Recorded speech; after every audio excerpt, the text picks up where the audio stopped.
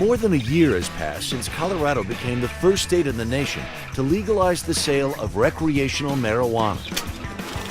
But sometimes the line between what's legal and what isn't is still a little hazy.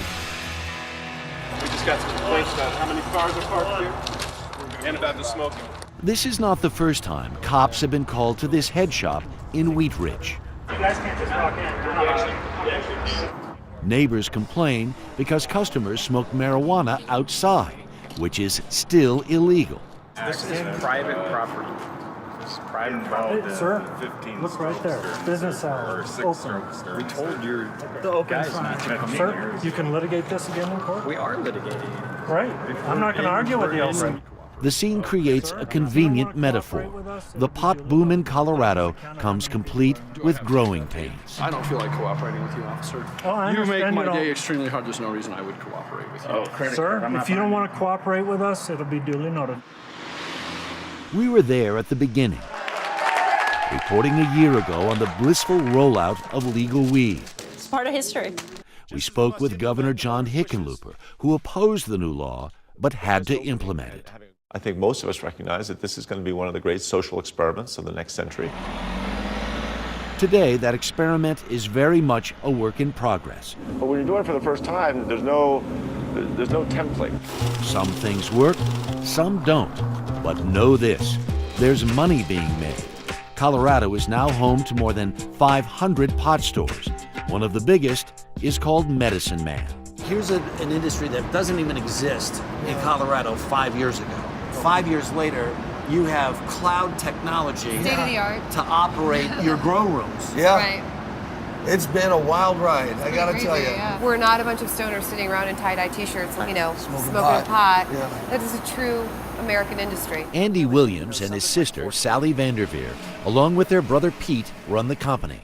Their high-tech grow facility produces 120 pounds of pot a week. How you doing? Welcome to Medicine Man, brother. Thank you. We do more business out of this one location than anybody else. We're opening a second that's going to do more business than this location. And we are drinking from a fire hose. They are pioneers in the bewildering wilderness of legal weed. The federal government still views marijuana as a Schedule I drug, so most banks won't come near it. Can you bank yet? Do you have a relationship with a bank? That's a really good story. We've lost countless banks. We've lost a lot of banks. So You know, a bank kicked us out after we sent a check to the federal government for our taxes this year. they shut April us down 14th. April 14th. They can't bank drug money, but the state can. For 2014, Colorado will collect roughly $50 million in taxes on sales that topped $500 million. It's boom time in the capital of cannabis. We did about $4.5 million last year. What do you think you're going to do this year? A little over $9 million. Yeah. Double in 1 year. Yep. And then next year, probably 18. 18. An eighth and an eighth. Medicine Man opened its doors in 2010 as a medical marijuana dispensary on the outskirts of Denver.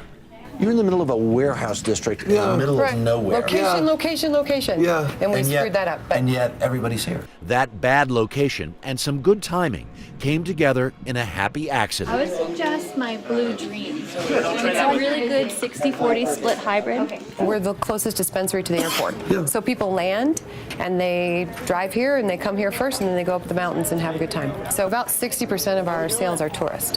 So how long are you guys in town for? A couple more days? People are getting to be connoisseurs in Colorado. They want to have a large selection, and they want to try something that smells like cheese and something that's like wine. Medicine Man has thrived by satisfying the palates of aficionados. At this bucket, good dense buds, $30,000. Pete Williams runs the growing operation, cultivating up to 70 different strains at a time. This is the Girl Scout cookies. Oh, it just hits you in the face. It smacks you. It's a little bit fuely, a little bit skunky. It's got a little of everything in there, and it just tastes so good. And the high on this one is more towards that top end high, the maximum high. I personally smoke this most nights. It's my favorite. An estimated 33 million Americans used marijuana in 2013. That's up nearly a third from a decade ago. Since Colorado led the charge for legalization, 3 more states and the District of Columbia have followed suit. And nearly half the country now allows medicinal marijuana. It's clearly the fastest growing industry in the country. Troy Dayton leads Arcthea, a cannabis-focused investor group. In 2013, the size of the national legal cannabis market was about $1.5 billion, growing in 2014 to $2.6 billion. At a sprawling marijuana business expo in Las Vegas, he said ancillary companies are cashing in. All right, let's see, what do we got here? Mark Twain had a really great quote. He said that when there's a gold rush on, it's a good time to be in the pick and shovel business. And that is clearly happening right now. You can see it on the streets of Denver, where gun-toting guards in armored cars protect the currency of the new marijuana merchants. Dan Sullivan's Blue Line Security Company can't train people fast enough. We went from 6 employees to over 70, so that gives you an idea of in 8 months what we've done. And at Grow Big, a garden supply center for the cannabis trade that's living up to its name. Sales have quadrupled in the past year. We started 800 square feet less than 4 years ago. We're at 50,000 square feet, and we're not stopping there. Owner Oliver Poyce hosts a weekly customer meet and greet with free pot, catering to a clientele with nocturnal habits. This community is night owls. We're open 24 hours a day, every day of the year. We never close. I don't even have a key to the front door. 2014 launched Poyce and many others on a trip from the margins of society to the mainstream.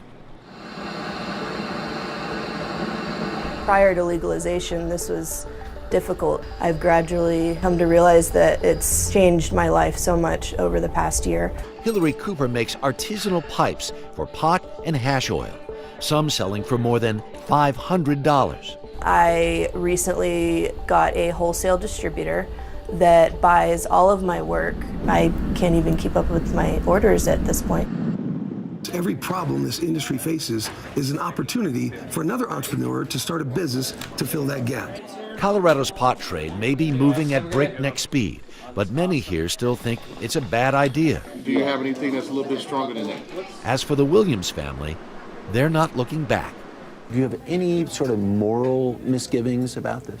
Absolutely not.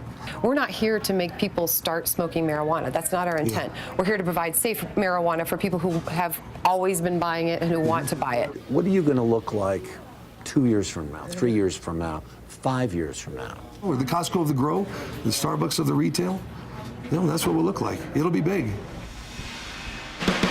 Coming up, legalization was supposed to kill the black market.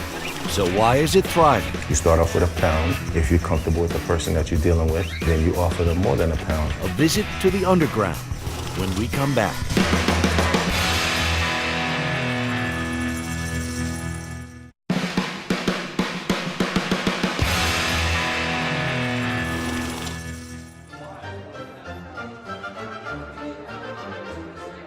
The legalization of pot means it's now sold like this, in places that look more like a Whole Foods than a head shop. The minute you say citrusy, is that what it was? For sure.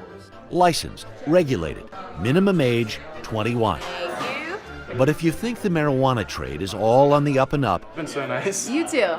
take a look at Colorado's Craigslist, where a booming black market in weed is just a click away. We contacted dozens of these sellers. Most wouldn't talk, but some did. You were in the Army. Yes, sir. How many years? I served almost 10 years. I was an 11 Bravo my entire tour, infantry. I've been in everything from a rifleman private to a squad leader to an assistant team leader of a scout sniper team. How many tours in Iraq? 2, and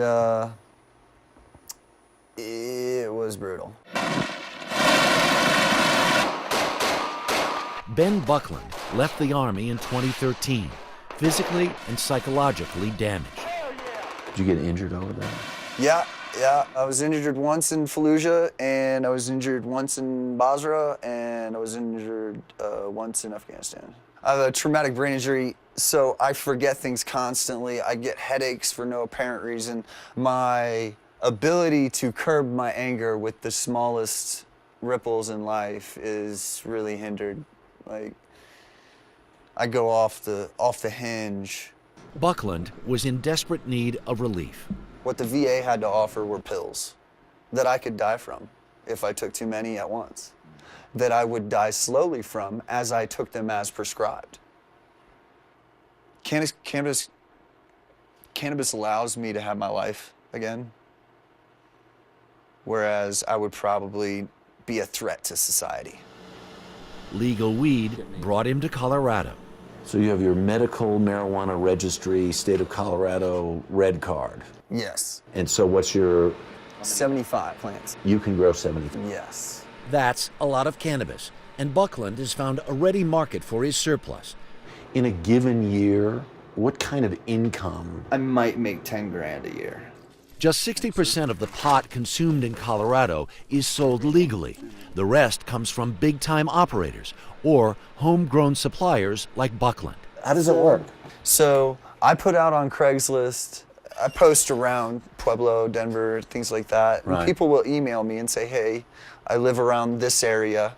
I need this much. I'm looking to spend this much. Right. Do you think you could help me out? I'll meet you up at that 24-hour, right? But it's a commerce rationalized in a code. Words like donating and caregiving, not buying and selling. No, man. There's no selling. I'm not selling anything. Right. He's just giving me some money.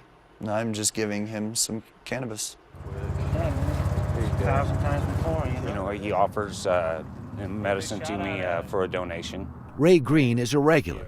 Hey, thanks a lot. I appreciate it, man. He can buy in dispensaries, but Buckland is just a phone call away. Being after hours and the store's closed at 7, and it's convenient sometimes to have a caregiver. And cheaper.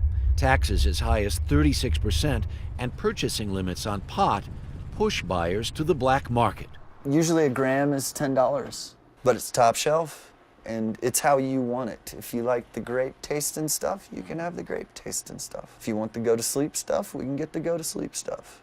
And is it less expensive than if I went into a store? It would be a third of the cost. Here, get you that. Thank you. Somebody's going to watch this and say, I don't care what his background is. I don't care what his life story is. This guy's a drug dealer. You're a drug dealer, and what you're doing is wrong. What would you say to that person? I would say the state of Colorado has decided that this particular drug is not a Schedule I drug. And I would say that our president has said on TV that this drug is no more harmful or harmless than alcohol or tobacco. These people are not licensed to sell marijuana. John Suthers was Colorado's Attorney General for the past decade. A year into the new law, he says the pot underground is thriving. I think people say, well, geez, there's legalization. How can there still be a black market? Where's the black market? The black market starts at a very basic level. People going in, buying it legally, walking out and selling it illegally. That's how the kids are getting it. 38% of kids that have marijuana tell us they get it from somebody who bought it legally. The biggest problem, he says, is that Colorado has become a pot exporter. The truly large black market is the extent to which we're becoming the supplier of marijuana in states where it's illegal. So we are the black market for Nebraska. We're the black market for Wyoming, Utah, and apparently up to 40 other states in the United States that have indicated to us we've seized Colorado packaged marijuana. In fact, Nebraska and Oklahoma are suing Colorado in U.S. Supreme Court, arguing they've suffered direct and significant harm from the pot crossing their borders. Suthers says the suit is without merit, but comes as no surprise. You're the new Mexico. We are. At least with marijuana, we're competing with Mexico. Are we eliminating the criminal element? I'm not too sure. There's certainly no indication that the presence of the cartels in Colorado has been reduced. And then there are the wholesalers. Mike, not his real name, says he sells between 150 and 200 pounds of pot a year, even to licensed shops. What does a pound go for? Between a range of $2,500 and $3,000. But I usually sell to people who sell it to other people. So I'm kind of like a broker, not really just a regular seller. How do you transport the stuff? You put it in the mail like everybody else does. I mean, you want to buy some sneakers from Amazon, send them your address and they'll put it in the mail. I mean, at the end of the day, right, would you get in a car and drive with a whole bunch of weed cross country? Mike says he keeps an attorney on retainer, though he thinks his chances of getting caught are slim. It's never really the actual weed that the police come after you for. Unlike if you're in New York and you standing around and you have a blunt in your pocket or you smoking a blunt and they're gonna throw you on the floor, tase you and shoot you. Over here, they'll probably ask you, how you doing? How's your day? So for now, Mike keeps dealing. Colorado and its unofficial state flower have been good to him. You take your plant, you love your plant, you talk to your plant, and it gives you back. Up next, how far would you go to help your child? Come hell or high water, we were moving out here. Job, no job, whatever it took, we were moving out here. A desperate journey for medical marijuana when we continue.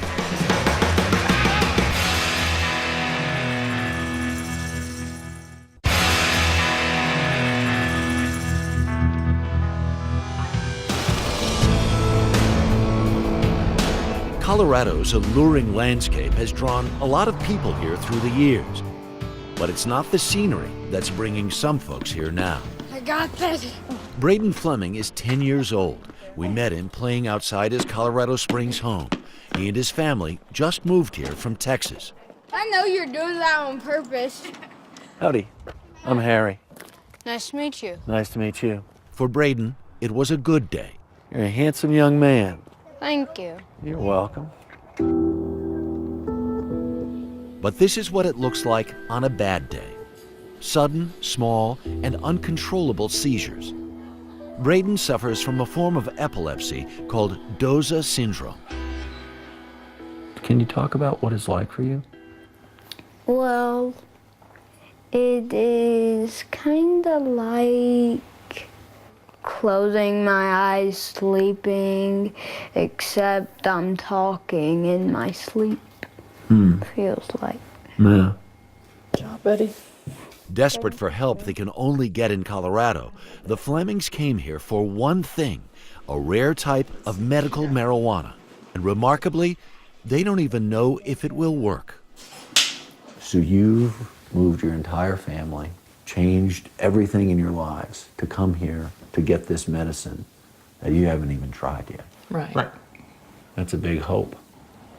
Yeah, but it's hope. It's hope. Braden's parents, Terry and Wendy Fleming. How old was Braden when you began to realize he had some problems? He was 15 months old, and he was walking past me, and I saw his head drop, and he went, and then he just kept walking, and I went, oh, that's not good. We really didn't start to notice a lag until he started kindergarten. That's when we really started getting concerned and saying, well, maybe he's not going to grow out of this. And he hasn't. Do you ever watch sports? Yeah. Just We witnessed either one lay on right the in the couch middle of our conversation. Or I watch baseball. Was that one right there? So you just had a little seizure right there. Mm-hmm. But it was a short one. Just a little one. Yeah. Yeah. You can't control it, can you? Mm-mm. It just happens. Mm-hmm. Along with 12,000 other children nationwide, Braden is on the waiting list for a medicine called Charlotte's Web. It's named after Charlotte Figge, a Colorado child with a severe form of epilepsy called Dravet syndrome. This unsettling video shows Charlotte before the medicine. And this is Charlotte after. She's now almost completely seizure-free. Charlotte's Web is a strain of marijuana that has very little THC, the property that is psychoactive, but it has a lot of CBDs, the mystery compound that many believe has significant medicinal value. I'm just going to guess you were not cannabis using people before this. No. Didn't know the first thing about it. Federal law prohibits transporting marijuana across state lines, so the Flemings couldn't get Charlotte's Web in Texas, leaving them, they say, with little choice. We packed up our house, shoved 3 kids and 2 dogs in the van, and we drove out here. Here we are. How's your new school? It's pretty good. I made some friends, but there's a kid next to me, and it's trouble. Yeah, really? Today he gave me a bad compliment. What did he tell you? He said, hey, where have you been, smoking weed? Really? That's what he said to you? Medicinal marijuana has been legal in Colorado since 2001, with claims that it helps everything from arthritis to PTSD. But for serious scientists, the so-called healing ingredient remains something of an enigma. CBD is something that has captured the national imagination, political imagination, the furor of the medical community. Does it work? Does it not work? Let us study it so we can find out. Dr. Edward Ma runs the Comprehensive Epilepsy Center at Denver Health Hospital. He's been studying the effect of Charlotte's Web on kids with Dravet syndrome. Charlotte's Web is one of the newest things in terms of our potential armamentarium. When we think about anti-seizure drugs and the drug development pipeline, this is one of the things that has very, very exciting promise. But he cautions its overall effectiveness needs more study. Research shows Charlotte's Web reduces seizures in less than 1/3 of the children using it. The impact size is not as large as perhaps was being touted in parts of the media. 20 to 30% are having a pretty dramatic reduction, and it just tails off from there. We need to change the perspective and what people think of cannabis. Still, at least 200 families have moved to Colorado just to get Charlotte's Web, a fellowship of moms and dads with nowhere else to turn. Refugee families, medical refugees. We are leaving our home states for a medicine. We are going and uprooting and changing every aspect of our lives so our children have a chance at hope. Yes, it's... Jenny Storms and her son Jackson moved to Colorado Springs from New Jersey just 2 weeks before we sat down to talk. Jackson is 15 and suffers from Dravet syndrome. Unlike Braden Fleming, he's already getting Charlotte's Web. So that's how he takes cannabis. You know this is making a difference. I've seen it work. My son would probably be dead today if it wasn't for cannabis. This isn't about getting high. This isn't about using marijuana. This is about giving a child and anybody with an illness or disorder the opportunity to have compassion, to have relief, to not feel pain. So this is it? This is it. This is the Charlotte's Web. That's what you get? This is what we get. What does it cost? It's $1,000 for this bottle. And that's a month's supply. Could you get what you needed for Jackson in New Jersey? No, and to this day, I still can't. That's why I had to move to Colorado. What does that feel like to think you can get in trouble with the law when all you're trying to do is help your kid? You're gonna make me cry. It's hard. But I need to save my son's life. And if someone doesn't stand up and say, I need this for my child, it's saving his life, who's going to? What if it doesn't work? We'll keep trying. I mean, we keep trying. That's what we have to do. How happy would you be if you could live your life every day and not have any seizures anymore? I would love that. It'd feel like I'm in heaven, probably. Amen. Just before Christmas, Braden got off the waiting list and started taking Charlotte's Web. It's too soon to say if it will help him. Coming up, you can smoke your pot and eat it too. Got the peach bar, the blueberry bar, got the monkey bar. Tasty, legal, and soaked in controversy. I think it's an invitation for problems for kids because what ends up happening is kids inadvertently eat it. The edibles explosion when we come back.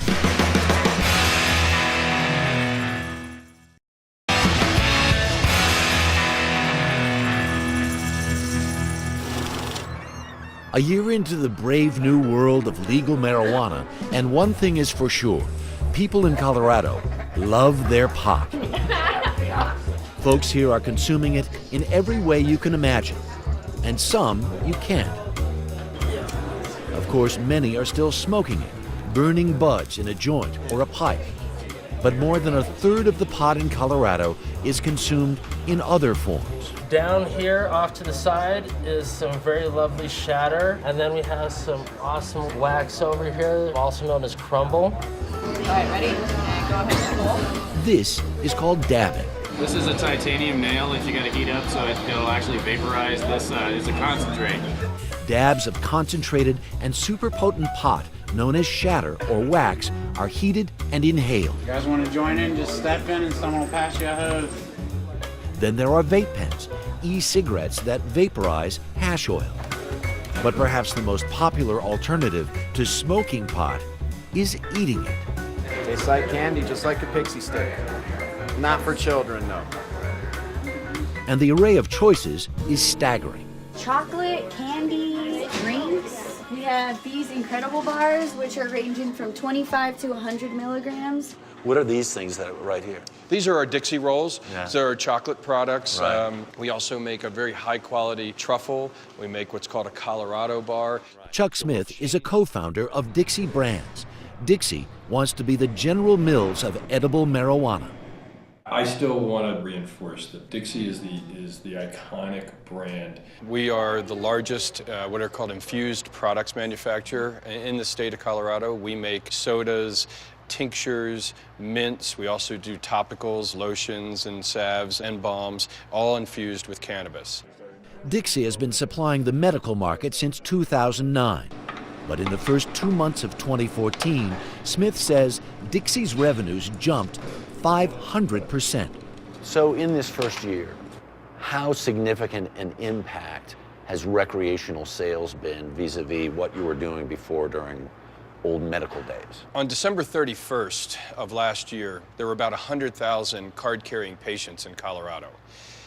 On January 1st, that number turned into about 1 million consumers. And that was an estimate of about 500,000 in-state recreational consumers, and then another 500,000 to 1 million tourist consumers that came in. Is there some lollipops as well? Yeah, we do have lollipops. 1 million new legal recreational users, curious and eager, and sometimes inexperienced, biting off more than they can chew. What happens clinically is that they get very sweaty, they often become nauseous, they become agitated, and their heart beats very, very fast. Dr. Andrew Monty is a toxicologist with the University of Colorado Hospital Emergency Department. The problem is that somebody takes it, if they're looking to get intoxicated and they don't feel an effect rapidly, then they take more and more and more. And you can see how rapidly they can stack doses and take too much. You've got to start low and go slow. Bob Esquino is a founding partner of Incredibles, an edibles manufacturer that has doubled in size in the last year. People think edibles are dangerous. Do you understand that concern? I understand where they're coming from, but from the industry standpoint, the edibles now are safer than they've ever been. They buy an edible, they sit down in their hotel room, they eat a piece, they wait 45 minutes, nothing's happened. It's all part of the problem. So then they eat the whole thing. And then what happens? That is all part of the problem. What we're telling people, if you want to get high right now, smoke. Get a vape pen. So from your perspective, this is all learning curve? Yeah, I think where are we now? We're 10 months into a brand new industry. Public service billboards urge beginners to use caution. But going slow can be tough when one recreational edible can have as much as 100 milligrams of THC. Did you ever try to eat just half a candy bar? Patients and people that use this drug need to understand that a 10 milligram is a serving size. It's the equivalent to a drink. And so when a cookie comes with 100 milligrams, that's the equivalent of having, say, 10 drinks, which would be far too many for most people. The edibles industry has responded with a range of low-dose products with names like Dixie One and Rookie Cookie.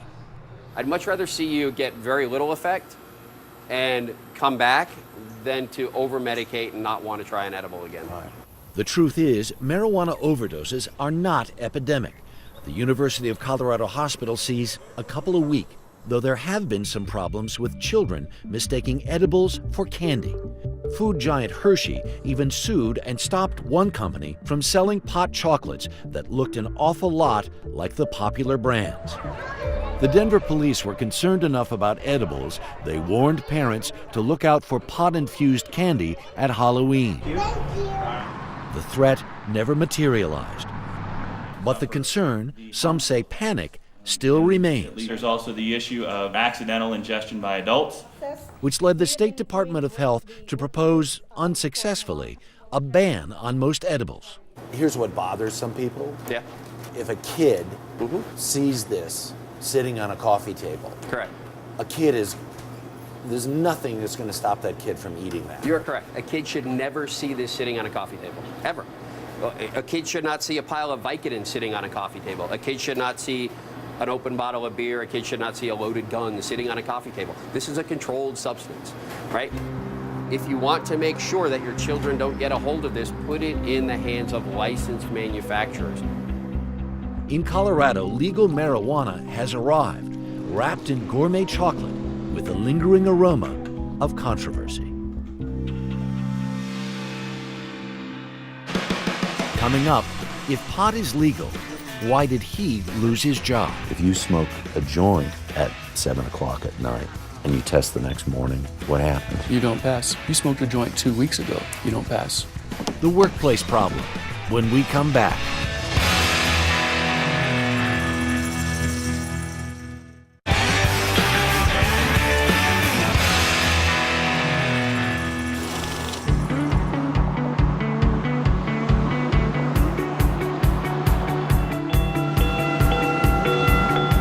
Denver's hot Golden Triangle neighborhood, the noise from construction is a sign of good times. There's plenty of work. Is that your building? You're building that building right there? That's my company's building, yeah. Yeah. Brian White is one half of Millender White, a growing construction company with more than 100 employees, and an HR problem unique to Colorado. Do you worry that you've got guys on the job that may be using marijuana? You bet. What we do is a very dangerous business. When you're on a construction site, you need to have all your faculties. White's employees are subject to random drug testing. A positive result for marijuana will get you fired, even though recreational pot is legal here. Have you had to fire anybody because of marijuana use? We have terminated one who failed a random drug test. Could you tell if he'd used it yesterday or used it 3 weeks ago? Nope, couldn't tell. Colorado's marijuana laws are contradictory but clear. Employers can still fire anyone who tests positive for pot. But not all workers are getting that message. Positive marijuana tests in Colorado are up by double digits. We have a saying in our company that every employee needs to go home at the end of the day to see their loved ones. And you gotta be sober on a job site to do that. And while Brian White has one eye on the safety of his workers, he's also watching the state Supreme Court, which is deciding a case that could influence workplace marijuana laws across the country. Mr. Coates was employed full-time at DISH for 3 years, and during that time he never possessed, used, or requested accommodation for medical marijuana in the workplace. They are talking about Brandon Coates. When he was just 16, a car accident left him a quadriplegic. Coates is now 35 and a licensed user of medical marijuana. How important is medical marijuana to your day-to-day life? Well, it's very important. It allows me to live a more normal life, the most normal life that I'm able to. Back in 2007, Coates started working as a customer service rep at DISH Network. DISH is headquartered in Englewood, Colorado. They have a ranking on the wall of where you are. I was always in the top 5%. I never had to write up. I was always on time. I did good, yeah. Then he began having trouble with debilitating muscle spasms. So it was while you were employed at DISH TV that doctors recommended you try medical marijuana. Right. How would you use it? Sometimes if I was getting a spasm attack, I'd do it right after work. But it was normally right before bed, kind of help me not spasm so I could sleep through my night. And it would usually last 24 hours, but sometimes after work I would need to smoke a little bit when I get home. You know, there'll be skeptics who look at this and say, this guy just wants to be able to be stoned while he's at work. What would you say to them? I would say that they need to spend about a week in my shoes. Not even a week, maybe a couple hours, and they'll be changing their minds. One day in 2010, Coates failed a random drug screening, testing positive for pot. 2 weeks later, Dish fired him. What was it like for you when they said, we don't want you to work here anymore? Well, it was devastating. I mean, it's hard enough for somebody like me to get a job. People look at me like they probably don't think that I can do what I can, you know? Dish declined our request for an interview. Appearing before the state Supreme Court, its attorney argued that zero tolerance means zero tolerance. That the policy states that the employee cannot appear at work or be on work premises with alcohol or any detectable amount of any prohibited substance. Did you think because you had a medical marijuana card that you had license to go ahead and use it?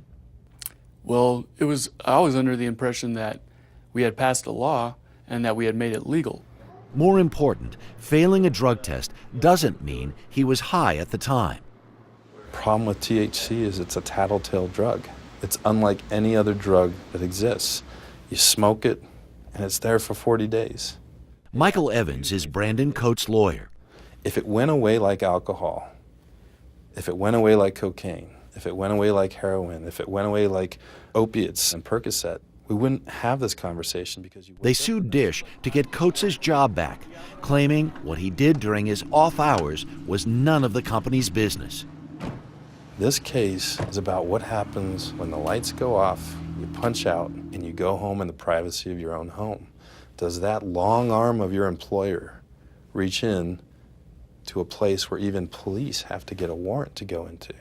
They said that because I tested positive for THC that I would no longer be employed there and that they were turning me into my licensing board.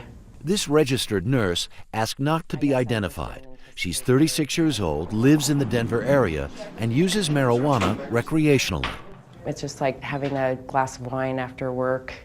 I chose to do something else, which is legal. I did not go to work impaired, nor have I ever. Not only did she lose her hospital job, she might be stripped of her nursing license, pending a decision by the state's Medical Review Board. Nobody's endorsing people being high on the job, particularly healthcare professionals. Kathy Klein is the nurse's lawyer. She says there needs to be a better way to determine if a person is actually high or not. It's not just a Colorado problem, it's going to be a national problem. There needs to be a test to determine current impairment. And that's exactly what they're building at LifeLock Technologies in Denver. Ravi Shankar is overseeing development of a next-generation breathalyzer. It's absolutely a priority. It's probably the top item that we are working on. It will determine who is and who isn't under the influence of pot. It's not what you had 3 hours ago or 2 days ago. It's what's happening right now at the very present point in time. And while LifeLock races to make that first ever pot breathalyzer, Let's go to the playground. Brandon Coates is waiting for a decision from the Colorado State Supreme Court. He's already lost 2 lower court battles. This has been going on for 4 years. Why keep at it? Because I want to work one day. I don't want to go the rest of my life without working. Maybe I can make it so I can be employed, so I can live a regular life like everybody else. Coming up, the accidental pot tycoon. All of a sudden, it hit me like a ton of bricks, and I go, oh, this isn't lavender, this is all cannabis. Riding the cannabis boom when we return.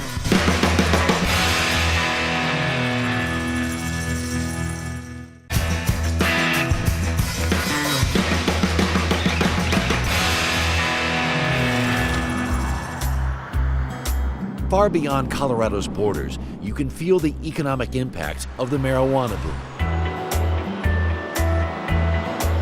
1,200 miles away in Johnstown, Ohio, where marijuana is illegal, thanks everybody for coming out today. My name's Andy Joseph. pot is making Andy Joseph a fortune. We're here today for the groundbreaking ceremony for our new building. All right. Joseph has developed state-of-the-art machinery to make hash oil, one of the most potent cannabis products. The Navy veteran served on a nuclear sub and came home to get an advanced degree at Ohio State. What are you doing in the marijuana business? I kind of fell into the marijuana business. It found me. The oil is going to basically collect inside the separation vessel. And He was moonlighting making equipment to extract botanical oils and noticed an uptick in demand from out west. There's just an absorbent amount of lavender in California. Who's using it all? So you thought these machines were going to people in California who were extracting oil from lavender plants. How did you find out that wasn't the case? I was talking to a customer, and I was like, how do you get the lavender out of the field? And they said, you know, it's pot, right? Joseph left his day job in 2012 to go all in with his company, Apex Supercritical. When I decided to focus on Apex full-time, we had done $750,000 that year, 2012, in revenue. 2013, we did $3.2 million. This year, I think we're going to close out somewhere between $9 and $10 million. Once we get into our new facility, with the additional capability and additional space, we should be able to do somewhere between 20 and 30 million next year. You feel like you're riding a rocket ship? Oh, absolutely. It's been a wild ride, and I think it's going to continue to be a wild ride, and I'm going to hold on as tight as I can. He'd better.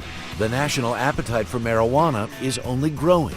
23 states now allow for medicinal marijuana, and 3 others beyond Colorado, Washington, Oregon, and Alaska, plus the District of Columbia, have also voted in recreational pot, a trend that will likely continue. As it does, those places contemplating legal pot would do well to watch what's happening here. I'm Harry Smith.